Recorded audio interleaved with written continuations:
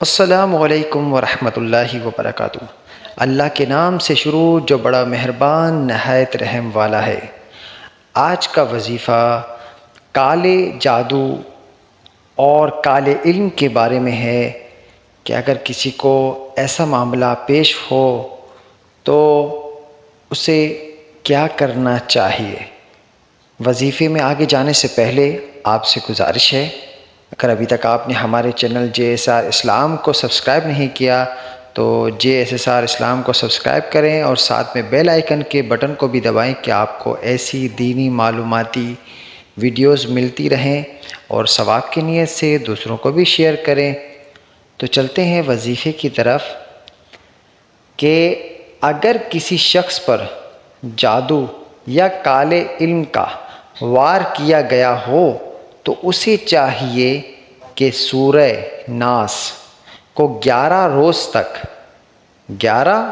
تک 1100 مرتبہ اول آخر درود شریف پڑھ کر پانی پر دم کر کے پلائیں یا خود دم کر کے پئیں تو ہر طرح کے سحر اور کالے علم کے اثرات ختم ہو جائیں گے اور کوئی دشمن نقصان نہ پہنچا سکے گا۔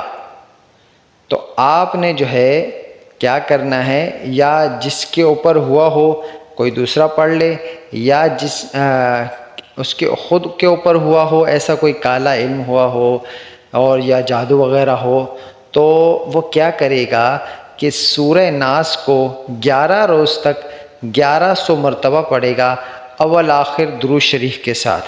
انشاءاللہ تعالی یہ کالے علم، سحر یا کوئی ایسے جناتی معاملات ہیں تو وہ انشاءاللہ تعالی دور ہو جائیں گے۔ کامنٹس باکس میں کامنٹس کر کے اگر کوئی ہم سے سوال پوچھنا ہو یا کوئی مسئلہ ہو تو انشاءاللہ تعالی رہنمائی کی جائے گی۔